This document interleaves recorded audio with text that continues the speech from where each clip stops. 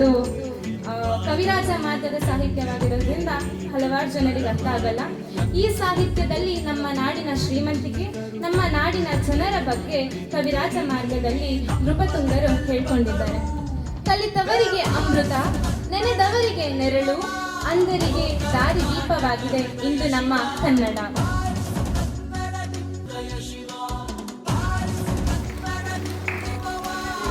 ಹರಿಯುವ ನದಿಗಳು, ಐತಿಹಾಸಿಕ ದೇವಾಲಯಗಳು, ವಿಜಯನಗರದಂತಹ ಸಾಮ್ರಾಜ್ಯಗಳು, ಕಾವ್ಯ ಪರಂಪರೆಗಳು, ರಾಷ್ಟ್ರ ಕವಿಗಳು, 8 ಜ್ಞಾನಪೀಠ ಪ್ರಶಸ್ತಿಗಳು, ಶ್ರೇಷ್ಠ ಕವಿಗಳು, ಜನ್ಮತಾಣ ಕುವೆಂಪುರಂತಹ ಸಾಹಿತ್ಯ ಕ್ಷೇತ್ರದಲ್ಲಿ ಆಳಿದ ಭಾಷೆ ಶ್ರೀಮಂತಿಗೆ ನಮ್ಮ ನಾಡಿಂದು.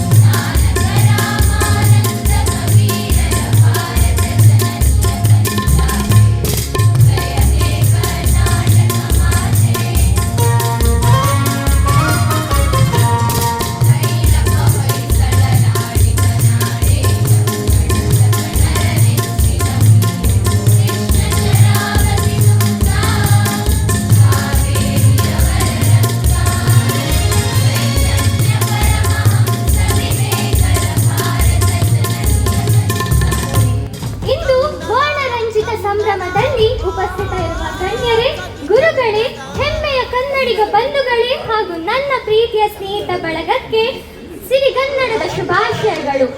ಗಂಧದ ಗುಡಿ, ಕರುನಾಡ ಬೀಡು, ತಾಯಿ ಭುವನೇಶ್ವರಿಯ ನಾಡು, ಹೀಗೆ ಹಲವಾರು ಹೆಸರುಗಳಲ್ಲಿ ಕರೆಸಿಕೊಳ್ಳುತ್ತದೆ ನಮ್ಮ ಕರ್ನಾಟಕ. ಇಂದು ಕೇವಲ ಕ್ಯಾಲೆಂಡರ್ ಅಲ್ಲಿರುವ ದಿನಾಂಕ ಮಾತ್ರವಲ್ಲ, ಬದಲಿಗೆ ಎಲ್ಲ ಕನ್ನಡಿಗರಲ್ಲಿ ಕನ್ನಡ ಎಂಬ ಕಿಚ್ಚನ್ನ ಹಬ್ಬಿಸುವಂತಹ ದಿನವಾಗಿದೆ.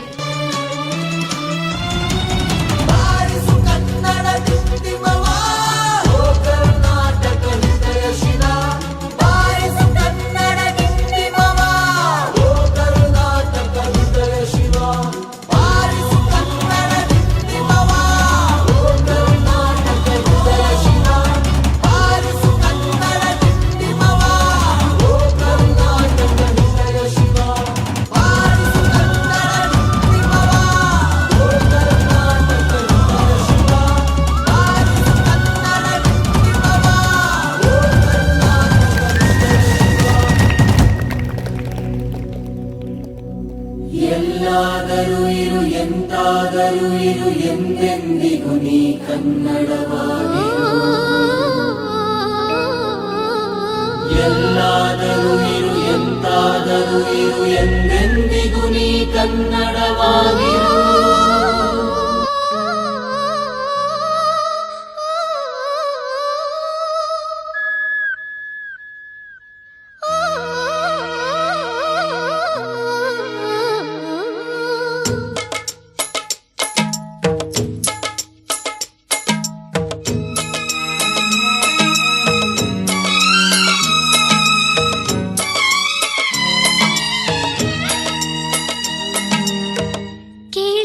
ಕಲ್ಲು ಕಲ್ಲಿನಲಿ ಕನ್ನಡ ನುಡಿ, ಕನ್ನಡ ನುಡಿ. ಕನ್ನಡ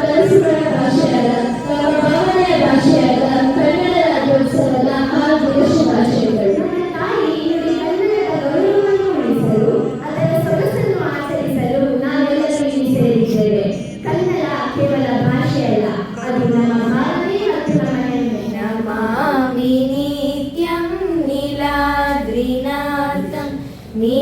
ನೀಲಾದ್ರಿನಾಥಂ ನಮಾಮಿ ನಿತ್ಯಂ, ನಮಾಮಿ ನಿತ್ಯಂ ನೀಲಾದ್ರಿನಾಥಂ. ನಮಿ ಪ್ರಣೋಮಿ ನಮಸ್ಕರೋಮಿ, ನಮಿ ಪ್ರಣೋಮಿ ನಮಸ್ಕರೋಮಿ, ಗೃಹಾಮಿ ನಿತ್ಯಂ ನೀಲಾದ್ರಿನಾಥಂ. ಸುಸಂಸ್ಕೃತ ಚರಿತೆಯ ತಾಯ್ನಾಡು, ಮಹೋನ್ನತ ಕಲೆಗಳ ನೆಲೆಬೀಡು, ಕೆಡಿಸದಿರು ಈ ಹೆಸರ, ಈ ಹೆಸರ, ಈ ಕನ್ನಡ ಮಣ್ಣನ್ನು ಮರಿದ ಅಧ್ಯಕ್ಷರು ತಾಲೂಕು ಒಕ್ಕಲಿಗರ ಸಂಘ ನರಸಿಂಹರಾಜಪುರ ಇವರಿಗೆ ಹೃತ್ಪೂರ್ವಕ ಸ್ವಾಗತವನ್ನು ಕೋರುತ್ತೇವೆ. ಈ ದಿನ ನಮ್ಮ ಶಾಲೆಯಲ್ಲಿ ಕನ್ನಡ ಕಲಾರವ ಕೂಟದ ಉದ್ಘಾಟನೆಯನ್ನು ಮಾಡ್ತಿದ್ದೀವಿ. ಇಲ್ಲಿ ಮಕ್ಕಳಿಗೆ ಕೂಟ ಅಂದರೆ ಕ್ಲಬ್ ಅಂತೇಳಿ, ಕನ್ನಡದಲ್ಲಿ ಕೂಟ ಅಂದರೆ ಗುಂಪು ಅಂತ ಅರ್ಥ. ಕನ್ನಡವ ಅಂದರೆ ಮಧುರವಾದ ಧ್ವನಿ, ಕೂಗು, ಶಬ್ದ ಅಂತ ಅರ್ಥ. ಸಂಸ್ಕೃತಿಯ ಪರಂಪರೆಯನ್ನ ಬೆಳೆಸೋದು ಮತ್ತು ಉಳಿಸೋದು ಇದು ಬಹಳ ಮುಖ್ಯ ಆಗುತ್ತೆ ಇಲ್ಲಿ ಕರ್ನಾಟಕದಲ್ಲಿ. ಮತ್ತೆ ಸೃಜನಾತ್ಮಕವಾದ ಬರವಣಿಗೆ, ಮಾತನಾಡುವ ಕೌಶಲ್ಯಗಳ ಬೆಳೆಸೋದು ಇದು ಈ ಕೂಟದ ಉದ್ದೇಶ. ಎಲ್ಲಕ್ಕಿಂತ ಹೆಚ್ಚಾಗಿ ಕನ್ನಡ ಭಾಷೆಯ ಬಗ್ಗೆ ಆಸಕ್ತಿಯನ್ನು ಮೂಡಿಸುವುದು ಈ ಕೂಟದ ಉದ್ದೇಶ. ಕೆಡವೋಕೆ ಮೂರೇ ದಿನ ಹರಸಿದರು ಮುನಿಗಳು, ಗಳಿಸಿದರು ಕಲಿಗಳು, ನೆತ್ತರಲಿ ನೆಚ್ಚಿನ ಈ ನೆಚ್ಚಿನ ಸಾಮ್ರಾಜ್ಯವ ಹಾಡಿದರು ಕವಿಗಳು, ಕರಗಿದವು ಶಿಲೆಗಳು. 850ರಲ್ಲಿ ನಿಮಗೆ ಗೊತ್ತಿದೆ ಮೊದಲ ಉಪಲಬ್ಧ ಗ್ರಂಥ ಕವಿರಾಜ ಮಾರ್ಗಕಾರ ಹೇಳ್ತಾನೆ, ಕುರಿತೋದದಯಂ ಕಾವ್ಯ ಪರಿಣತ ಮತಿಗಳ್. ಅಂದ್ರೆ ಎಷ್ಟು ಅದ್ಭುತವಾಗಿ ಹೇಳಿದಾನೆ ಅಂದ್ರೆ, ಕುರಿತೋದದಯಂ ಶಾಸ್ತ್ರೀಯವಾಗಿ ಅಧ್ಯಯನ ಮಾಡದೇನೆ ಕಾವ್ಯವನ್ನ ಕಟ್ಟುವಂತ ಶಕ್ತಿ ಉಳ್ಳವರು ಕನ್ನಡದವರು.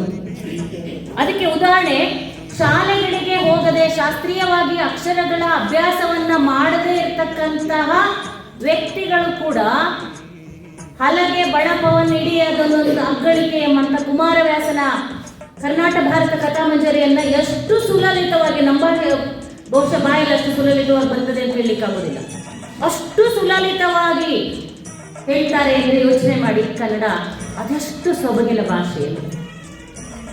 ನಾವು ಆದಿಕವಿ ಯಾರನ್ನು ಹೇಳ್ತೀವಿ ಹೇಳಿ ಮಕ್ಕಳ? ಜಾಣ್ಮತಿ ಪಂಪ ಅಲ್ವಾ?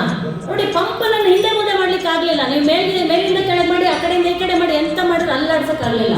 ಅವನೇ ಆಗಿದ್ದು ಪಂಪ. ನಮ್ಮ ಬರವಣಿಗೆ ಅದೆಷ್ಟು ಚಂದದ ಬರವಣಿಗೆ ಅಂತಂದ್ರೆ ಅಷ್ಟು ಅದ್ಭುತವಾದಂತ ಬರವಣಿಗೆ. ಆಮೇಲೆ ಲಿಪಿಗೆ ಯಾಕೆ ನಿಮ್ಗೆ ಆಚಾರ್ಯ ವಿನೋಬಾ ಭಾವೆ ಅವರು ಏನು ಲಿಪಿಗಳ ರಾಣಿ ಅಂತ ಕನ್ನಡವನ್ನು ಕರೀತಾರೆ? ಯಾಕೆ ಕರೀತಾರೆ ಹಾಗಾದ್ರೆ? ಯಾಕೆ ಅದನ್ನ ಒಪ್ಕೊಂಡು? ನಾವು ಎಷ್ಟೋ ಭಾಷೆಗಳಿಗೆ ಲಿಪಿ ಇಲ್ಲ, ಬರೀ ಹೇಳೋದಷ್ಟೇ, ಸ್ವಂತ ಲಿಪಿ ಇಲ್ಲ ಅವರಿಗೆ, ಬರೀಲಿಕ್ಕೆ ಆಗೋದಿಲ್ಲ. ಆದ್ರೆ ನಾವು ಹೇಳಿದಂತೆ ಓದಿದಂತೆ ಬರೆಯುವ, ಬರೆದಂತೆ ಓದುವ ಲಿಪಿಯನ್ನ ಇಟ್ಕೊಂಡಿದ್ದೀವಿ ಕನ್ನಡದಲ್ಲಿ. ಯಾಕಂತಂದ್ರೆ ನಮ್ಮ ವಿಶ್ವಕವಿ ಕುವೆಂಪುರವರು ಅವರ ಸಾಧನೆ ಹಾಡಿ ಹೊರದಾಗ ಮಾತ್ರ ಅವರು ಎಷ್ಟು ಅದಕ್ಕೆ ಶ್ರಮಪಟ್ಟಿದ್ದಾರೆ. ಆ ಕಾಲದಲ್ಲೇ ಕೂಡ ಮೈಸೂರು ಯೂನಿವರ್ಸಿಟಿ ಕುಲಪತಿಯಾಗಿ ಆ ಒಂದು ಇಷ್ಟು ಬುಕ್ಕನ್ನು ಬರೆದ್ರೆ, ಅವರು ಇಷ್ಟು ಬುಕ್ಕನ್ನು ಹೊರತರಬೇಕಾದ್ರೆ ಎಷ್ಟು ಶ್ರಮಪಟ್ಟಿರ್ಬೋದು. ಅವರ ನಿಟ್ಟಿನಲ್ಲಿ ಅವರ ಇಂಡಿಯನ್ ಎಷ್ಟು ತಿಳಿದಾರೆ, ಅವರ ಕಲ್ಪನೆ ಹೇಗಿತ್ತು, ಇವರೆಲ್ಲ ಯೋಚನೆ ಮಾಡಿದಾಗ ನಮ್ಮ ಕನ್ನಡ ಎಲ್ಲಿಂದ ಎಲ್ಲಿ ಹೋಗಿದೆ, ನಮ್ಮ ಕನ್ನಡದ ಅಭಿರುಚಿ ಹೇಗಿತ್ತು, ಅವನ್ನೆಲ್ಲ ನೀವು ಓದಿದಾಗ ಮಾತ್ರ ಬೇಕಾಗುತ್ತೆ.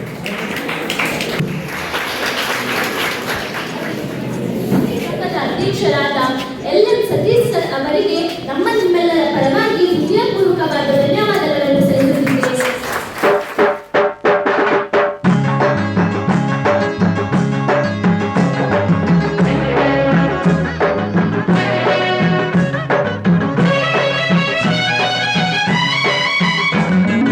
ಕರ್ನಾಟಕದ ಇತಿಹಾಸದಲ್ಲಿ ಬಂಗಾರದ ಯುಗದ ಕಥೆಯನ್ನು ಹಾಡುವೆ ಕೇಳಿ, ನಾ ಹಾಡುವೆ ಕೇಳಿ, ಹಾಡುವೆ ಕೇಳಿ, ನಾ ಹಾಡುವೆ ಕೇಳಿ.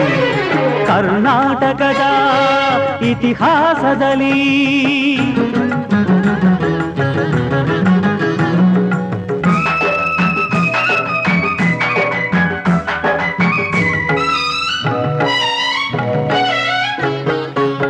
ಜ್ಞಾನದ ಜ್ಯೋತಿಯು ವಿದ್ಯಾರಣ್ಯರು ಅನುಗ್ರಹಗೈದ ಭೂಮಿಗಿದು.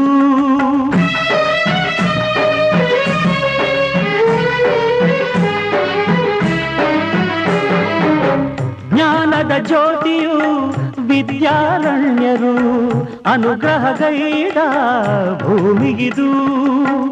ಹಕ್ಕ ಬುಕ್ಕರು ಆಡಿದರಿಲ್ಲಿ ಹರುಷದ ಮಳೆಯನ್ನು ಎಲ್ಲೂ ಚೆಲ್ಲಿ ವಿಜಯದ ಕಹಳೆಯ ಊದಿದರು.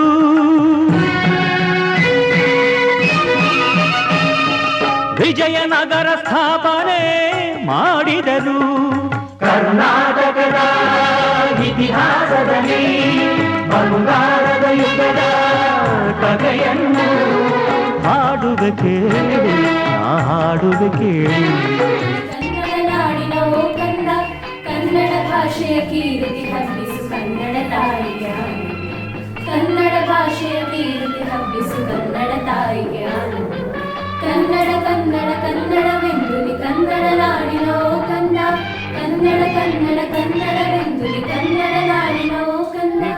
ಆ ಸವಿ ಕನ್ನಡ ಕನ್ನಡ ಕನ್ನಡ ಆ ಸವಿ ಕನ್ನಡ ಆಲಿಸಿ ಕನ್ನಡ ಎಂಬುವವ ಓ ಕರ್ನಾಟಕದ ಜೋಗದ ಸಿರಿ ಬೆಳಕಿನಲ್ಲಿ ತುಂಗೆಯನ ಬಳುಕಿನಲ್ಲಿ ಸಹ್ಯಾದಿಯಲು ನಿತ್ಯ ಹರಿದ್ವರ್ಣವನದ ತೇಗಗಂಧ ನಿತ್ಯೋತ್ಸವ ತಾಯಿ ನಿತ್ಯೋತ್ಸವ ನಿನಗೆ ನಿತ್ಯೋತ್ಸವ ತಾಯಿ ನಿತ್ಯೋತ್ಸವ. ಕನ್ನಡ ಸಾಹಿತ್ಯ ಪರಿಷತ್ತು ಹಾಗೂ 1914 ಈ ಚಳವಳಿಯಲ್ಲಿ ಒಂದೇ ಭಾಷೆ ಕನ್ನಡ, ಆದರೆ ಆಡಳಿತ ಮಾತ್ರ ಬೇರೆ. ಈ ಅಸಮಾಧಾನದಿಂದಲೇ ಹುಟ್ಟಿತು ಕನ್ನಡ ನಾಡಿನ ಏಕೀಕರಣ ಚಳವಳಿ. ಅಲ್ಲಿ ಹುಟ್ಟಿದರು ಮಹಾನ್ ನಾಯಕರು. ಆತೂರು ವೆಂಕಟರಾಯಯ್ಯ, ಎಸ್ ನಾಗರಾಜಯ್ಯ, ಕುವೆಂಪು, ಕಿಕ್ಕನ ಹನುಮಂತಯ್ಯ ಮುಂತಾದವರು ಪ್ರಮುಖರು. ಅವರು ಏಕ ಭಾಷೆ, ಏಕ ನಾಡು, ಏಕ ಕರ್ನಾಟಕ ಎಂಬ ಘೋಷಣೆಯೊಂದಿಗೆ ಜನರ ಹೃದಯಗಳಲ್ಲಿ ಸಾರಿ ಹೊತ್ತಿಸಿದರು. ಕಲಿಯಬೇಕು, ಕನ್ನಡ ಪುಸ್ತಕಗಳನ್ನು ಓದಬೇಕು, ಕನ್ನಡ ಪ್ರಬಂಧಗಳನ್ನು ನಾವು ಬರೆದು ಕಲಿಯಬೇಕು.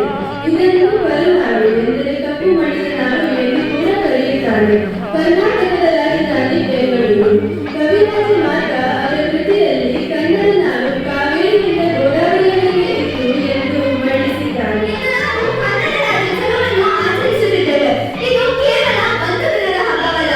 ಇದು ಕನ್ನಡಿಗರ ಭಾಷೆ, ಸ್ವಾಭಿಮಾನ ಮತ್ತು ಸಂಸ್ಕೃತಿಯ ಐತಿಹಾಸಿಕ ವಿಜಯದ ದಿನ.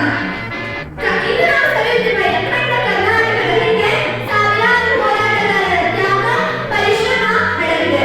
ಮೊದಲಿಗೆ ಕರ್ನಾಟಕ ಏಕೀಕರಣವೆಂದರೆ ಕನ್ನಡ ಮಾತನಾಡುವ ಪ್ರದೇಶಗಳನ್ನು ಮೈಸೂರು ಸಂಸ್ಥಾನದೊಂದಿಗೆ ವಿಲೀನಗೊಳಿಸಿ ಮೈಸೂರು ರಾಜ್ಯವನ್ನು ಸ್ಥಾಪಿಸಿದ ಪ್ರಕ್ರಿಯೆ. ಇದು ಸ್ವಾತಂತ್ರ್ಯ ಪೂರ್ವದಲ್ಲಿ ಕನ್ನಡ ಭಾಷಿಗರ ಪ್ರತ್ಯೇಕ ರಾಜ್ಯಕ್ಕಾಗಿ ನಡೆದ ಒಂದು ಸುದೀರ್ಘ ಹೋರಾಟವಾಯಿತು.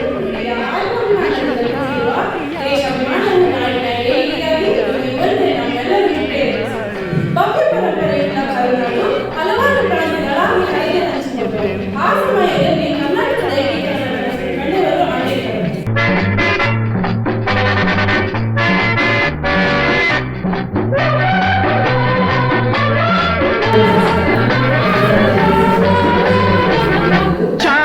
ಚಾಮುಂಡರಕ್ಷೆಯು ನಮಗೆ ಕೋಮಟೇಶ ಕಾವಲೆಯಲ್ಲಿ. ಶೃಂಗೇರಿ ಶಾರದ ವೀಣೆ ರಸತುಂಗೆಯಾಗಿದೆ ಇಲ್ಲಿ. ವಿಶ್ವಖ್ಯಾತಿಯ ವಿಶ್ವೇಶ್ವರಯ್ಯ ಜನಿಸಿದ ಈ ನಾಡು, ಇದೇ ನಾಡು, ಇದೇ ಭಾಷೆ ಎಂದೆಂದು ನನ್ನದಾಗಿರಲಿ.